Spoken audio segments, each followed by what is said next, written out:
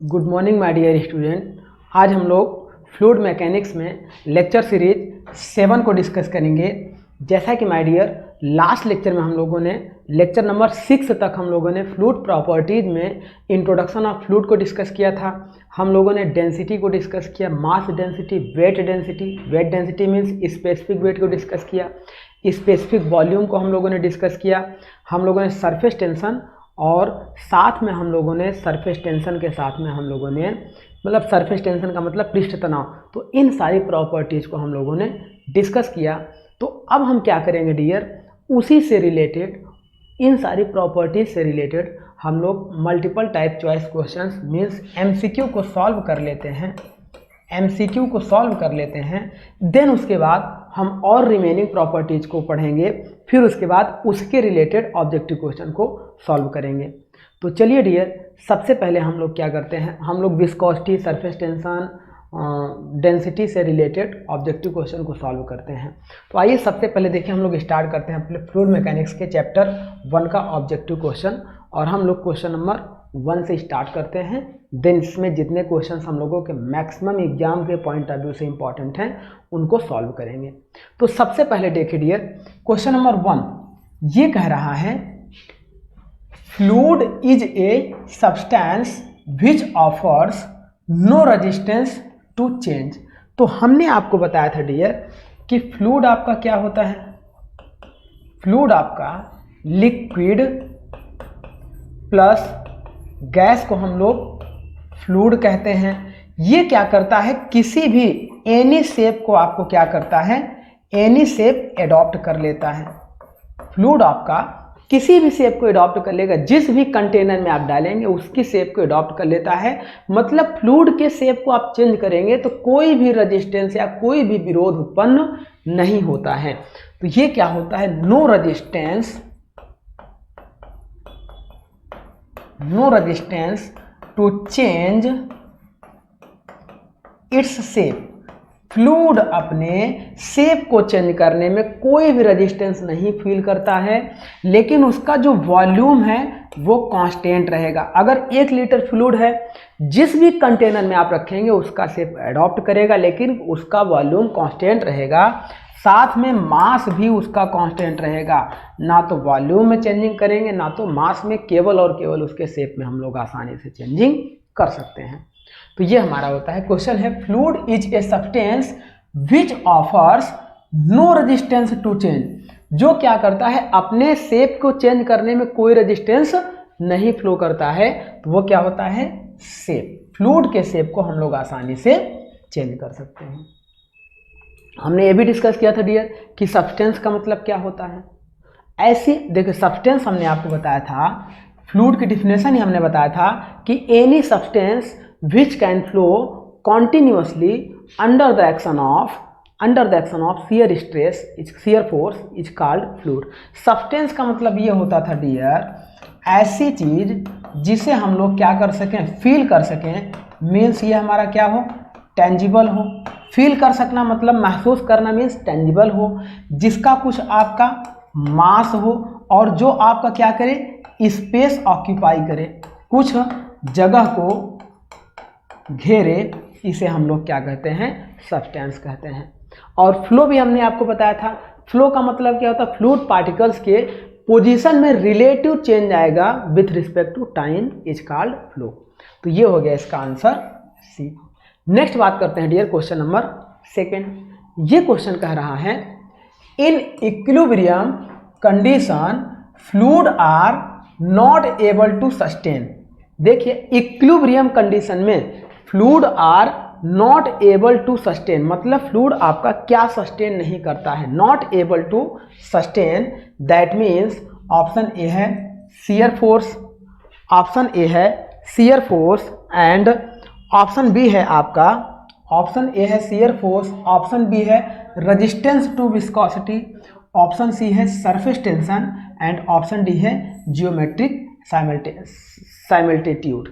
तो यहाँ देखिए, इन इक्विलिब्रियम कंडीशन, साम्यावस्था में, मतलब साम्यावस्था में, इक्विलिब्रियम कंडीशन में इक्विलिब्रियम कंडीशन में fluid are not able to sustain, क्या सस्टेन नहीं करता है? तो शियर फोर्स को सस्टेन नहीं करता है, क्योंकि स्टैटिक या इक्विलिब्रियम कंडीशन में फ्लूइड पर शियर स्ट्रेस की वैल्यू क्या होती है? 0 होती है। In equilibrium condition shear force are 0। तो इक्विलिब्रियम या स्टैटिक कंडीशन में ये फ्लूइड हो गया, इसकी सरफेस पे एक सरफेस फोर्स लगता है, इस पे आपका विस्कोसिटी भी होगी। विस्कस फोर्स 0 होगा स्टैटिक फ्लूइड में, लेकिन विस्कोसिटी आपकी 0 नहीं होगी। आपका सरफेस टेंशन भी लगेगा और जियोमेट्रिकल साइमल्टीट्यूड भी होगा, शियर फोर्स आपका 0 होगा। तो इसका आंसर हो जाएगा ए। नेक्स्ट बात करते हैं dear, question number third question कह रहा है for a fluid at rest, जब कोई फ्लूइड हमारा रेस्ट कंडीशन में हो, दैट मीन्स ये वाली कंडीशन हो, तो उस समय ऑप्शन ए कह रहा है the shear stress is 0 only on the horizontal plane. क्या केवल और केवल इस हॉरिजॉन्टल प्लेन पे शियर स्ट्रेस 0 होगा? बी ऑप्शन कह रहा है द शियर स्ट्रेस इज 0, या टोटल शियर स्ट्रेस आपका 0 होगा। सी ऑप्शन है the shear stress is in maximum on the place, and D option है the shear stress in minimum on a place. तो हम ये जानते हैं dear, in static fluid shear stress will 0 and normal stress will not equal to 0। Shear stress आपका 0 होता है, लेकिन फ्लूइड के ग्रेविटी फोर्स या लोड के कारण इस सरफेस पे जो लोड लगता है उसकी वजह से जो इस पे स्ट्रेस इंड्यूस होता है वो नॉर्मल स्ट्रेस होता है। मीन्स नॉर्मल लोड आपका 0 नहीं होगा और नॉर्मल स्ट्रेस भी आपका 0 नहीं होगा। And normal stress will not equal to 0। तो नॉर्मल स्ट्रेस आपका 0 नहीं होगा। और स्टैटिक कंडीशन में इस फ्लूइड पर आपका सरफेस टेंशन फोर्स लगता है, और स्टैटिक कंडीशन में फ्लूइड में विस्कोसिटी भी होती है। स्टैटिक कंडीशन में फ्लूइड के ऊपर लगने वाला ये हमारा क्या होता है, हाइड्रोस्टैटिक फोर्स भी लगता है, हाइड्रोस्टैटिक फोर्स भी लगता है। तो ये सारे फोर्सेस 0 नहीं होंगे इन स्टैटिक कंडीशन, केवल और केवल शियर स्ट्रेस इज 0 होगा इन स्टैटिक कंडीशन। तो ये हमारा हो गया क्वेश्चन नंबर 3। नेक्स्ट बात करते हैं क्वेश्चन नंबर 4। इसमें कह रहा है dear for a fluid at rest condition में फ्लूइड आपका क्या होता है? तो जैसे कि यही कंडीशन हमारी है रेस्ट कंडीशन के लिए, ऑप्शन ए है the shear stress depend upon the coefficient of viscosity. Shear stress means जो आपका होता है tau proportional du upon dy, means tau is equal to mu du upon dy होता है। तो shear stress is directly depend on coefficient of viscosity, means mu पर depend करेगा, comma shear stress is 0। अगर for a fluid at rest, अगर fluid rest condition में होगा dear, तो शियर स्ट्रेस 0 होगा, वो विस्कोसिटी पे डिपेंड नहीं करेगा। रेस्ट फ्लूइड में विस्कोसिटी कुछ होती है, does not equal to 0, but shear stress also 0। तो ये क्या होता है डियर, शियर स्ट्रेस आपका 0 होता है। सी ऑप्शन था the shear stress is 0 only on horizontal plane, and D option था the shear stress is maximum on plane inclined at 40 degree. तो ये क्वेश्चन आपका वही था। नेक्स्ट बात करते हैं क्वेश्चन नंबर 5। ये क्वेश्चन कह रहा है इन स्टैटिक फ्लूइड, रुके हुए फ्लूइड में क्या होता है? ऑप्शन ए है dear resistance to shear stress in small. ये कह रहा है resistance to shear stress in small. Wrong है डियर, क्योंकि शियर फोर्स जब जीरो होगा तो शियर स्ट्रेस भी आपका क्या हो जाएगा, जीरो हो जाएगा। बी ऑप्शन है fluid pressure is zero. Fluid आपका क्या करता है, देखो नॉर्मल इस सरफेस पे ये फ्लूइड आपका क्या करता है, प्रेशर फोर्स एक्ट करता है, तो प्रेशर आपका जीरो नहीं होगा। नेक्स्ट कह रहा है लीनियर डिफॉर्मेशन इज स्मॉल, ये भी रॉन्ग है, क्योंकि जब फ्लूइड रेस्ट है तो ये लीनियर डिफॉर्मेशन इस तरफ होगा। जब फ्लूइड रेस्ट है, डिफॉर्म हो ही नहीं रहा है, तो ये कह रहा है linear deformation is small, small नहीं होगा, लीनियर डिफॉर्मेशन इज जीरो होता है रेस्ट कंडीशन में फ्लूइड के लिए। Only normal stress can exist, जब ये फ्लूइड आपका ड्यू टू लोड या ग्रेविटी फोर्स इस सरफेस पे नॉर्मल लोड एक्ट करेगा, तो उस नॉर्मल लोड की वजह से नॉर्मल स्ट्रेस आपका क्या होगा, इंड्यूस्ड होगा इन स्टैटिक फ्लूइड। दैट मीन्स इसका ऑप्शन हमारा डी करेक्ट हो जाएगा। क्वेश्चन नंबर 6 इस पे डिस्कस करते हैं। ये क्वेश्चन कह रहा है dear a static fluid can have, एक स्टैटिक फ्लूइड में होता है, क्या होता है, ऑप्शन ए है non zero normal and shear stress. ये रॉन्ग हो गया जी डियर, क्योंकि नॉर्मल स्ट्रेस तो आपका नॉन जीरो होता है, ये करेक्ट है, लेकिन शियर स्ट्रेस आपका क्या होता है, जीरो होता है। ये कह रहा शियर स्ट्रेस भी जीरो नहीं होता है। बी ऑप्शन है negative normal stress and zero shear stress, तो आपका नॉर्मल स्ट्रेस नेगेटिव नहीं होता है डियर, आपका नॉर्मल स्ट्रेस क्या होता है, पॉजिटिव होता है।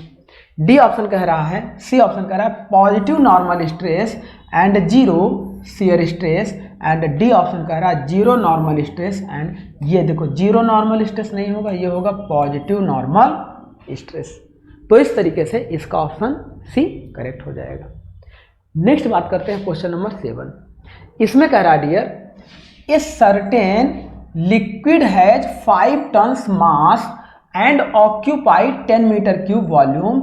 What is the mass density of liquid in kg per meter cube? तो इसका देखिए डियर, जो मास दिया है वो कितना दिया है, 5 टन दिया है। Mass m is equal to 5 ton. अब हम ये जानते हैं डियर कि 1 ton is equal to 10 quintal के होता है, तो इसे अगर हम केजी में बदलना चाहें तो ये हो गया 10 क्विंटल में हो गया, और 1 quintal is equal to 100 KG होता है, तो 100 का मल्टीप्लाई कर देंगे तो ये किस में आ जाएगा, केजी में आ जाएगा।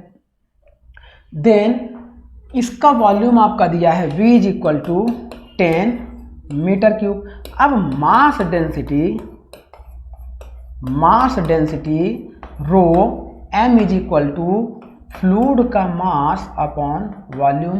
मास कितना है आपका dear, 5 into 10 into 100 upon volume है 10 मीटर क्यूब, तो ये हो गया आपका केजी में है। अब यहाँ से एक जीरो कैंसिल आउट हो गया, तो ये हो जाएगा 500 KG per metre cube. That means इसका ऑप्शन आपका हो जाएगा ए करेक्ट हो जाएगा, 500 केजी पर मीटर क्यूब। इस तरह से हम लोग सॉल्व कर लेंगे। नेक्स्ट क्वेश्चन देखते हैं डियर, क्वेश्चन नंबर 8। इस क्वेश्चन में कह रहा है the mass per unit volume, mass per unit volume of a liquid at a standard and pressure is called. तो ये हमारा क्या होता है, मास पर यूनिट वॉल्यूम, ये हमारा कहलाता है डियर डेंसिटी, और इसी को हम लोग बोलते हैं मास डेंसिटी। तो ये हमारा होता है रो और is equal to called rho m. That means ये क्या होगा, specific weight no, mass density is also right answer. तो ये हो जाएगा मास डेंसिटी। क्वेश्चन नंबर 9 की बात करते हैं डियर। क्वेश्चन नंबर 9 कह रहा है the mass density of 1 litre of diesel और ऑफ रिलेटिव डेंसिटी इज 0.6। देखो कह रहा है the mass density of 1 litre, mass density का मतलब रो एम इज इक्वल टू आपको फाइंड करना है, एंड 1 लीटर ऑफ डीजल, मतलब डीजल का जो वॉल्यूम है वो कितना दिया है डियर, 1 लीटर। अब हम इसको मीटर में बदल लें तो चूंकि हम जानते हैं 1 metre cube is equal to 1000 litre, तो यहाँ से हम लोग ये जानते हैं 1 litre is equal to 10⁻³ metre cube. अब यहाँ हमें 1 लीटर दिया है तो इसे मीटर क्यूब में कन्वर्ट कर लेंगे तो ये हो जाएगा 10⁻³ मीटर क्यूब। ये हमारा मीटर क्यूब में वॉल्यूम आ गया। Then relative density means RD is equal to कितना दिया है 0.6। हम ये जानते हैं dear relative density is equal to क्या होता है, density of fluid upon density of standard fluid. That means अब देखो स्टैंडर्ड फ्लूइड लिक्विड के लिए हम लोग वाटर को कंसीडर करते हैं एट 4 डिग्री सेंटीग्रेड पर 1000 kg पर मीटर क्यूब, और जब यहाँ गैसेस दी हों तो गैसेस के लिए स्टैंडर्ड फ्लूइड हम लोग एयर को कंसीडर करेंगे eight 20 degree centigrade 1.21 kg per metre cube. तो ये हमारा हो जाता है। अब यहाँ डीजल दिया है, डीजल का मतलब क्या हो जाएगा डियर, ये है लिक्विड, तो यहाँ पे वाटर को लेंगे। तो यहाँ पे देखो dear relative density is equal to density of diesel upon standard density. अब डीजल की डेंसिटी निकालनी है तो ये हो जाएगा RD into standard density. RD की वैल्यू है 0.6 इंटू स्टैंडर्ड डेंसिटी आपकी कितनी है डियर, स्टैंडर्ड डेंसिटी आपकी हम कितनी ले लेंगे 1000, that means 600 kg per metre cube. ये यहाँ से हम लोग का आ गया 600 kg पर मीटर क्यूब।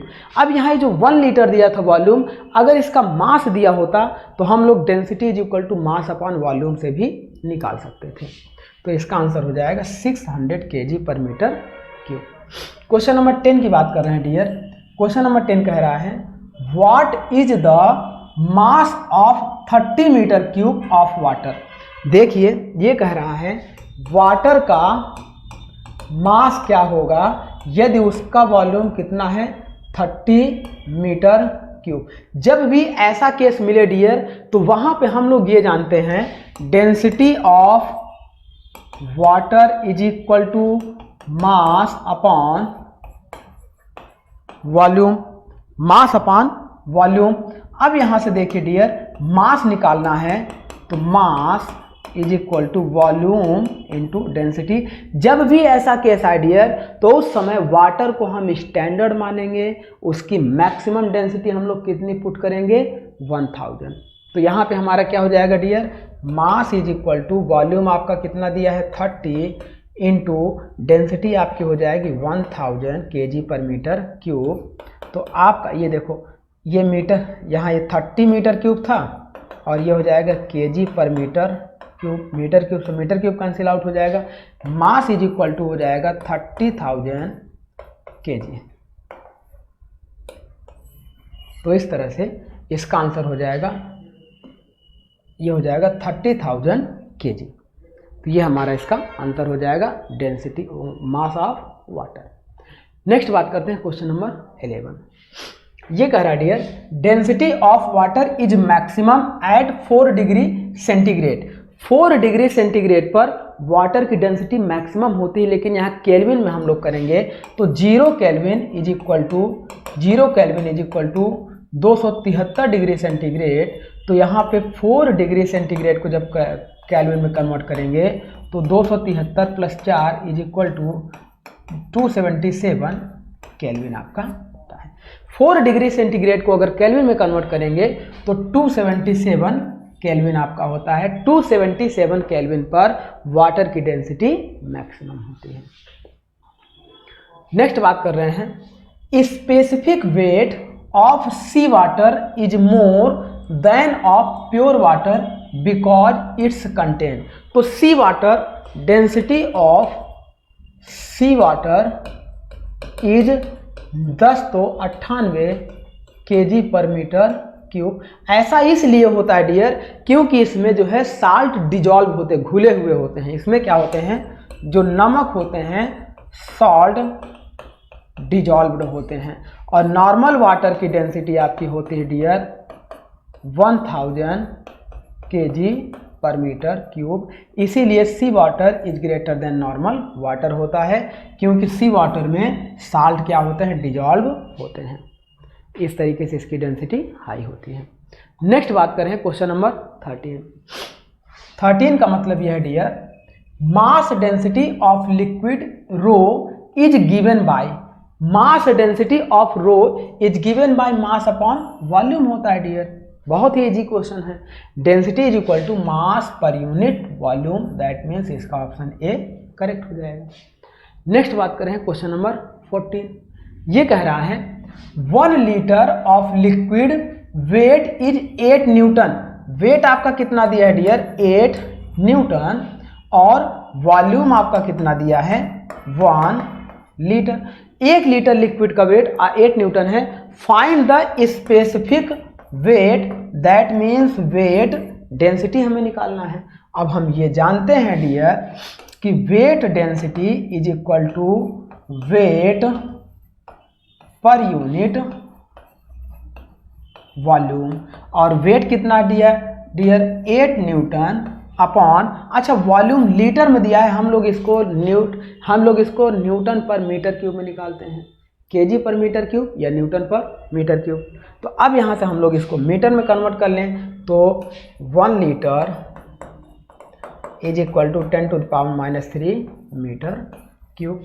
तो इसको हम लोग यहाँ पर रखेंगे 10⁻³ मीटर क्यूब। ये ऊपर जाएगा तो specific weight is equal to 8000 newton per metre cube हो जाएगा। तो इस तरह से इसका आंसर होगा dear D, 8000 newton per metre cube. आसान सा क्वेश्चन था। अब बात करते हैं क्वेश्चन नंबर 15। ये कह रहा है what is the ratio of specific weight of a liquid of the specific weight of pure water at standard temperature is called. तो हम ये जानते हैं dear eight STP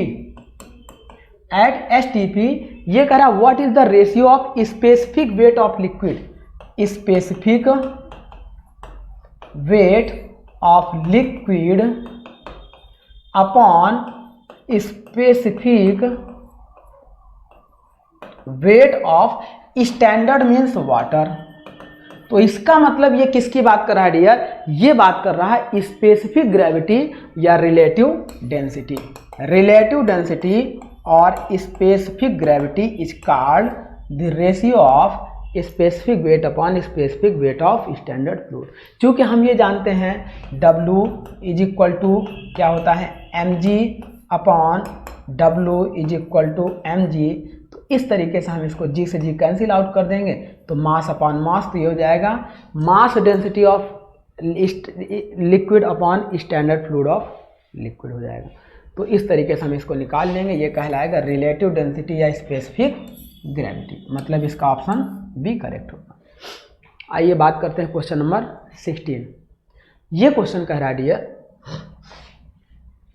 specific gravity is defined as the ratio of density of fluid and density of water at which temperature. तो ये हमारा क्या होता है, ratio of density of fluid upon standard density of fluid at normal NTP और STP, normal temperature and pressure और standard temperature and pressure.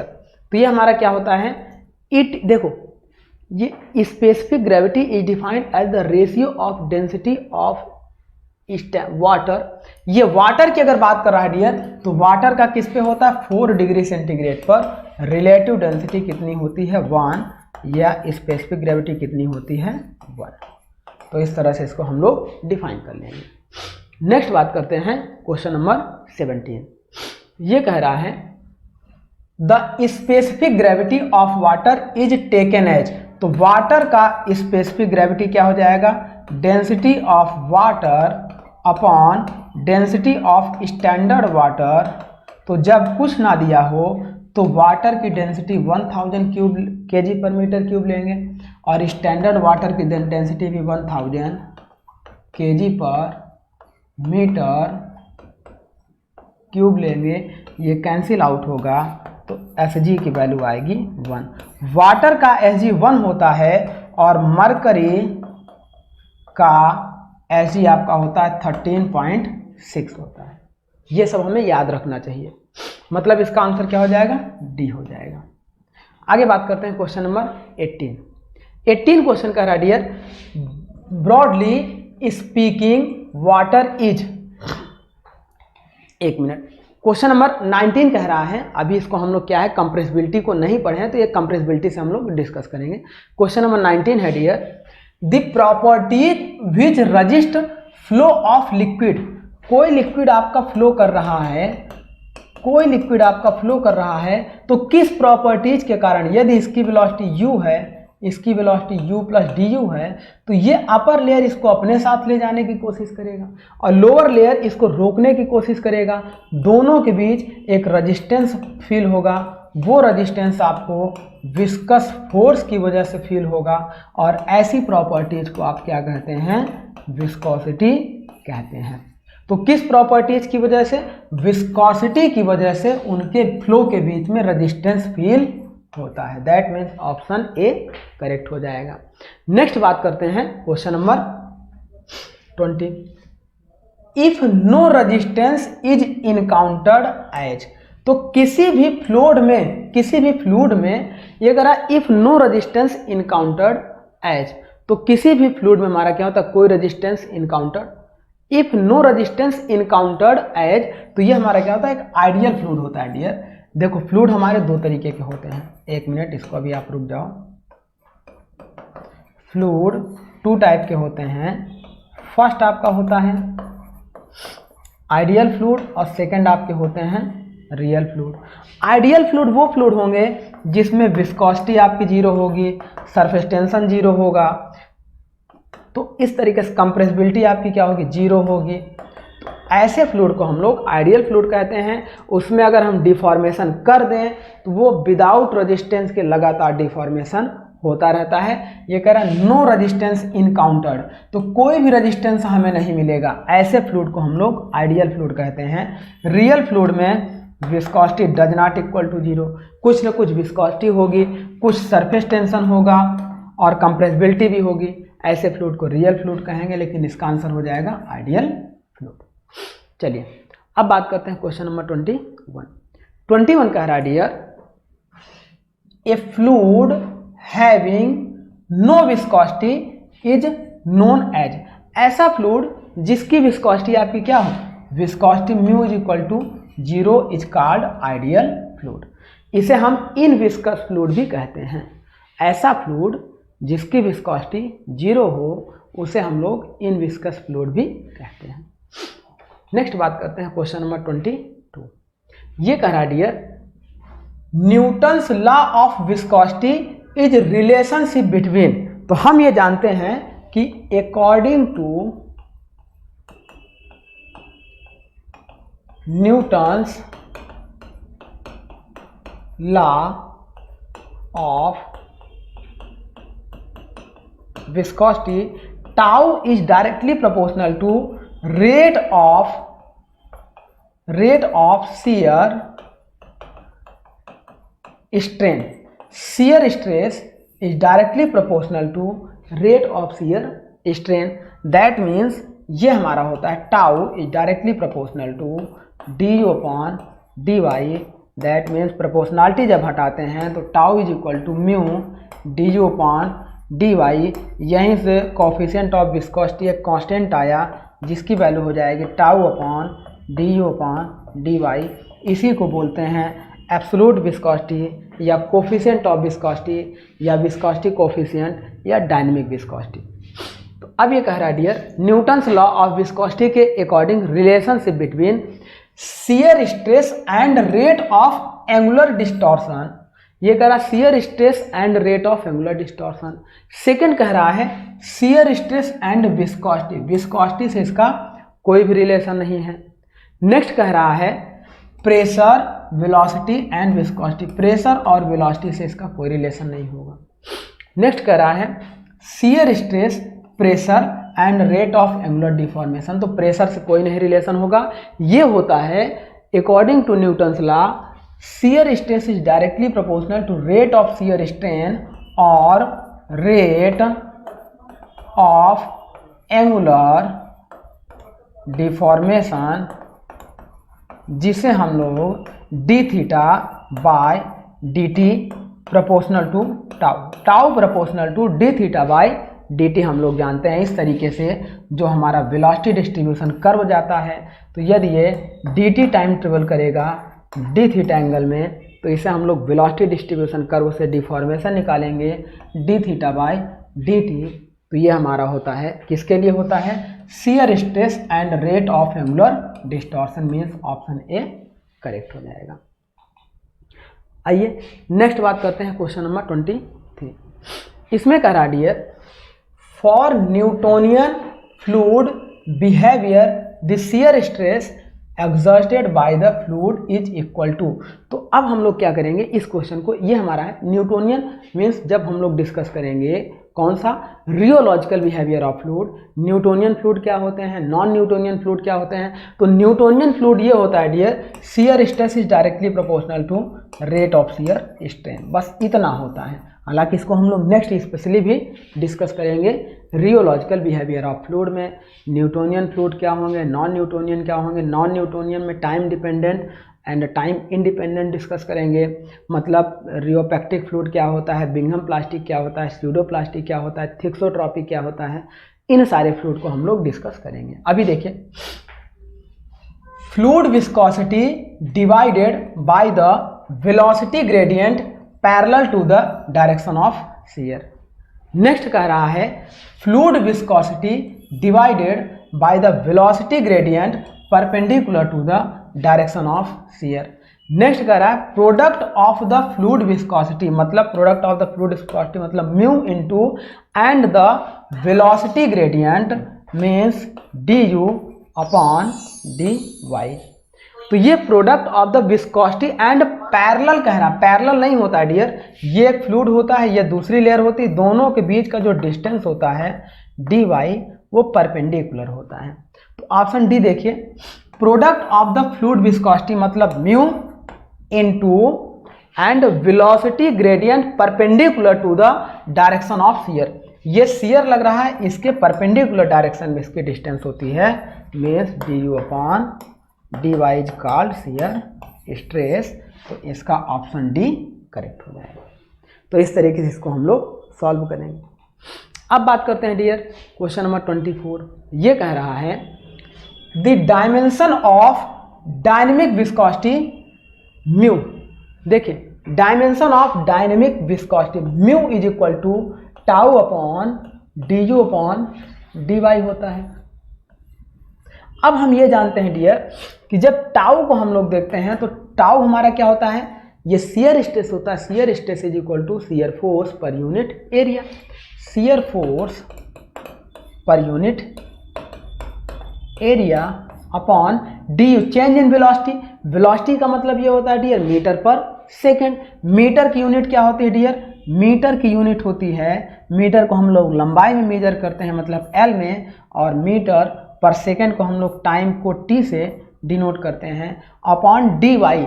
D Y की unit हमारी क्या होती है डियर, डिस्टेंस है, डिस्टेंस को हम लोग लेंथ में मेजर करते हैं, तो लेंथ से लेंथ कैंसिल आउट हो जाएगा, ये टी ऊपर चला जाएगा। तो अब यहाँ पे क्या हो जाएगा, force is equal to mass into acceleration into T आपका ऊपर चला गया, अपॉन ये हो गया एरिया।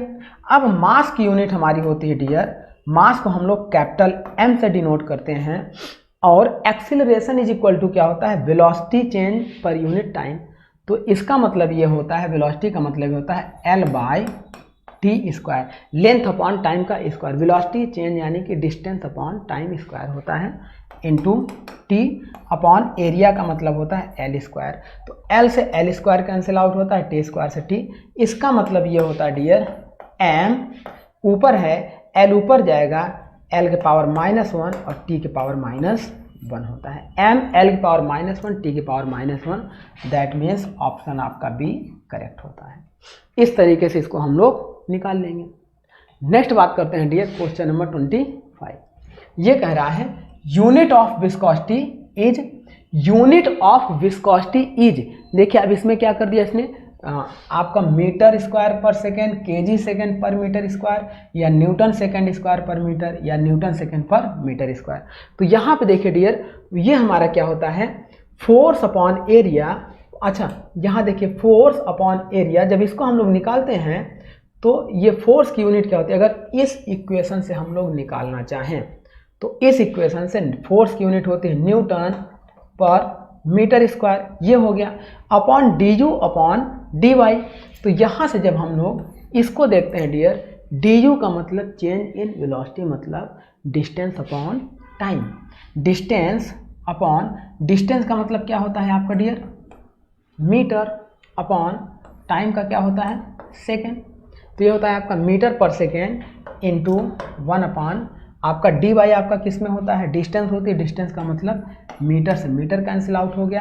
तो ये आपका होता है डियर न्यूटन, और ये सेकेंड ऊपर चला जाएगा, सेकेंड पर मीटर स्क्वायर। तो यहाँ से इसकी यूनिट आ जाती है newton second per metre square, मतलब ऑप्शन सी करेक्ट हो जाता है। तो इस तरीके से हम लोग इसको सॉल्व कर लेते हैं। क्वेश्चन नंबर 26 देखते हैं। ये कह रहा है dear, viscosity of water in comparison to the mercury is. तो हम ये जानते हैं डियर कि मरकरी आपका क्या होता है, मरकरी आपका क्या होता है, हाई डेंसिटी फ्लूइड होता है। हाई डेंसिटी फ्लूइड होगा तो रेजिस्टेंस भी ज़्यादा होगा, मीन्स विस्कस फोर्स ज़्यादा होगा। तो density of mercury is always greater, sorry, viscosity of mercury is always greater than viscosity of water होता है। ये हमने आपको लेक्चर में भी बताया था, बहुत ही आसान क्वेश्चन है। तो viscosity of comparison mercury is viscosity of water, comparison mercury, तो क्या हो जाएगा, वाटर लोअर होता है। मरकरी के कंपेरिजन में वाटर की विस्कोसिटी आपकी क्या होती है, कम होती है। आइए बात करते हैं क्वेश्चन नंबर 27। तो यहाँ पे देखिए डियर, क्वेश्चन नंबर 27 एक बढ़िया क्वेश्चन दिया गया है।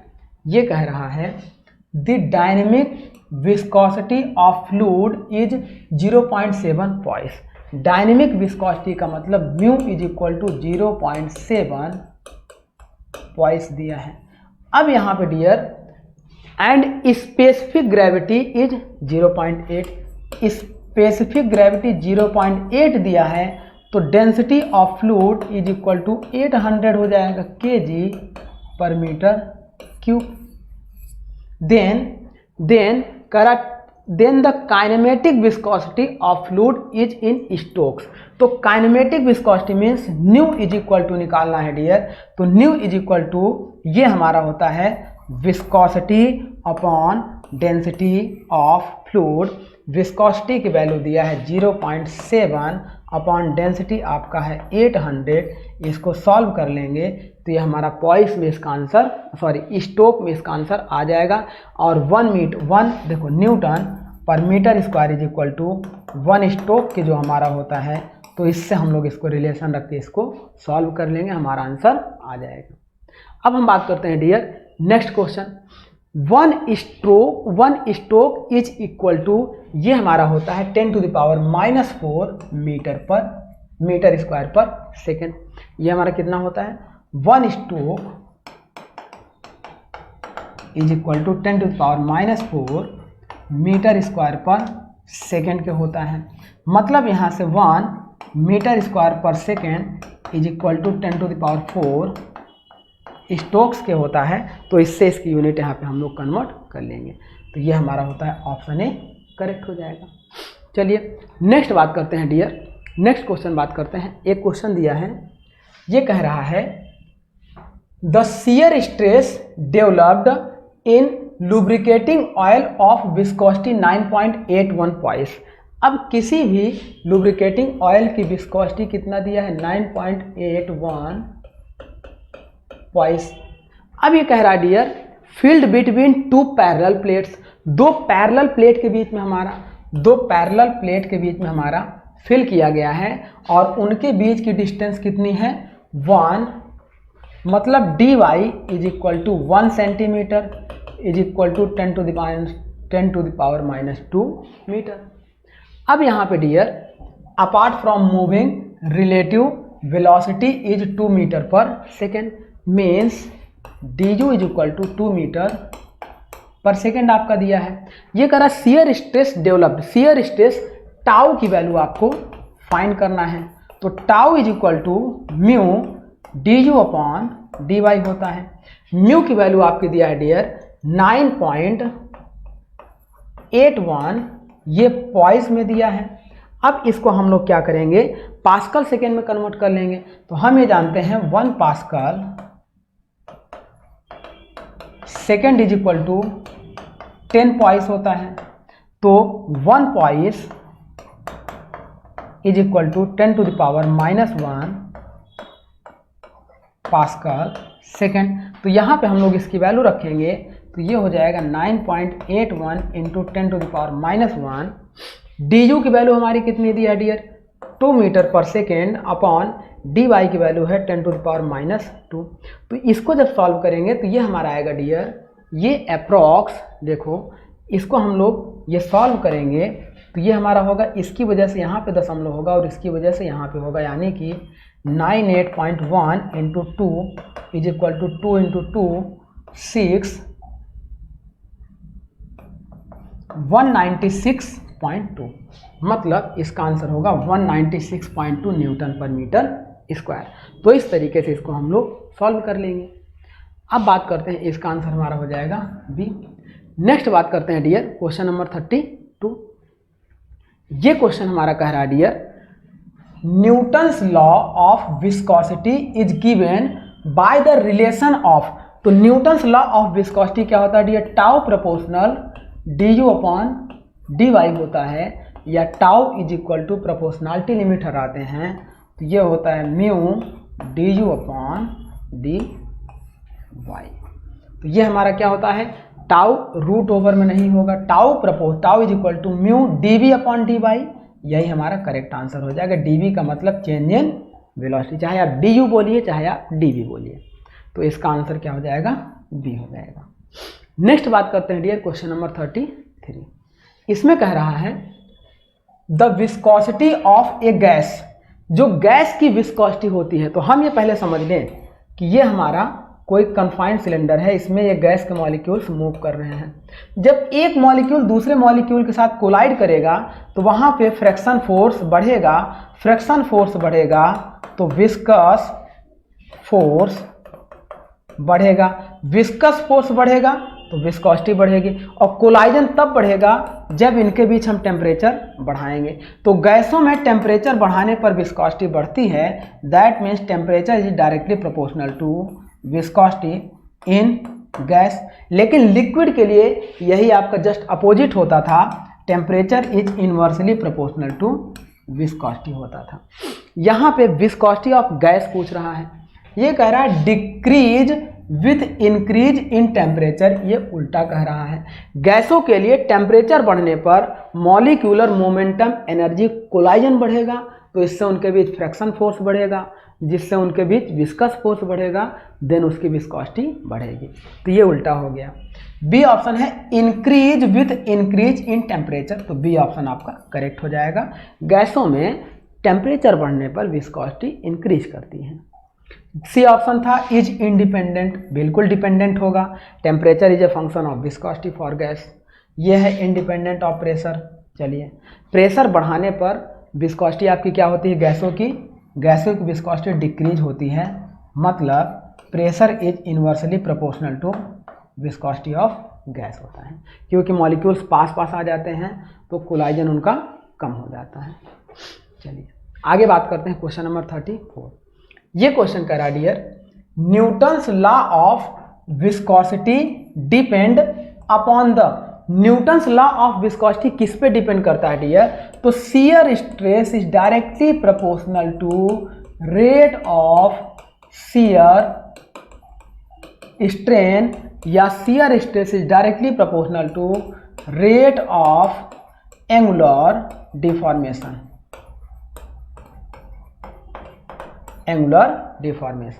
तो ऑप्शन ए है stress and strain in fluid. Strain नहीं डियर, यहाँ रेट ऑफ स्ट्रेन होता है, stress and rate of strain होता है। Shear stress and pressure, pressure से भी नहीं मतलब है। Shear stress and rate of strain, इसका मतलब हमारा ऑप्शन सी करेक्ट हो जाएगा। नेक्स्ट बात कर रहे हैं डियर क्वेश्चन नंबर 35 क्वेश्चन कह रहा है dear what are the dimension of kinematic viscosity.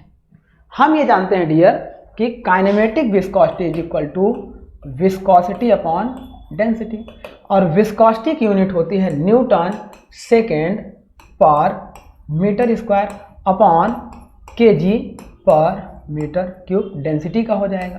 तो मीटर क्यूब से मीटर स्क्वायर कैंसिल आउट हो जाता है, तो जो यूनिट आपकी आती है काइनेमेटिक विस्कोसिटी की, ये होता है ऊपर चला जाएगा newton metre second upon KG.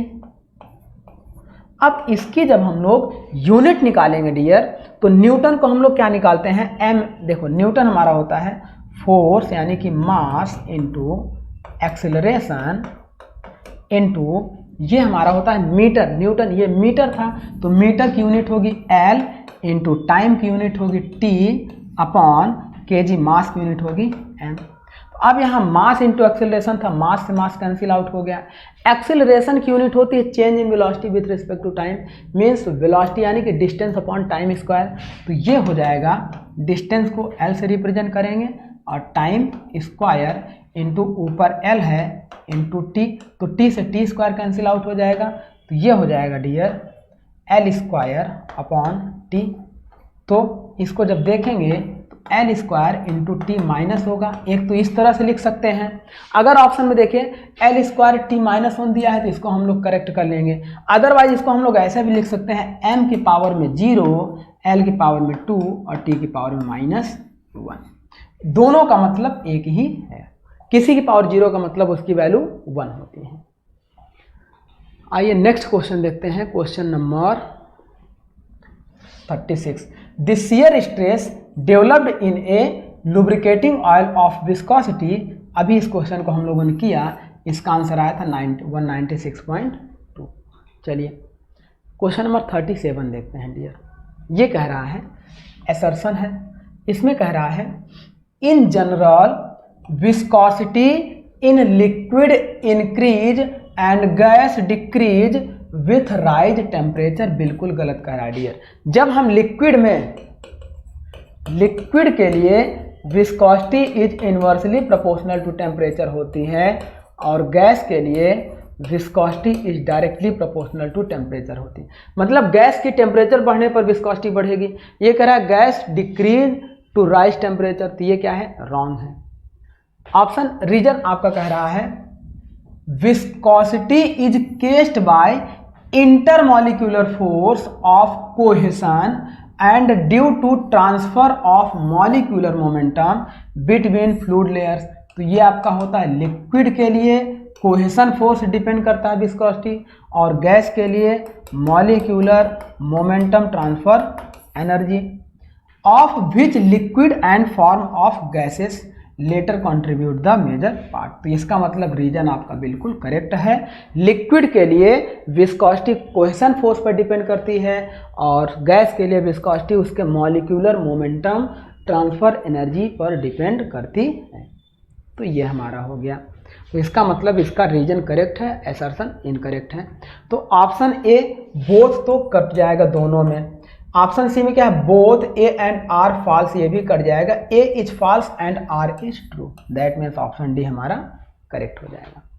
तो इस तरीके से हमने क्या किया डियर, आज के लेक्चर में जो हम लोगों ने प्रॉपर्टीज ऑफ फ्लूइड में इंट्रोडक्शन ऑफ फ्लूइड मैकेनिक्स को डिस्कस किया था, density, mass density, weight density, viscosity and surface tension से रिलेटेड हम लोगों ने कॉन्सेप्ट को क्लियर किया और उससे रिलेटेड जितने भी मैक्सिमम इंपॉर्टेंट ऑब्जेक्टिव क्वेश्चंस बन सकते थे उसको हम लोगों ने सॉल्व किया। आई होप आपको सारी चीज़ें आसानी से समझ में आ रही होगी। तो चलिए माय डियर, नेक्स्ट लेक्चर में हम लोग नेक्स्ट रिमेनिंग प्रॉपर्टीज को डिस्कस करेंगे। तो आज का लेक्चर डियर हम लोग यहीं पे स्टॉप कर रहे हैं। Thank you my dear.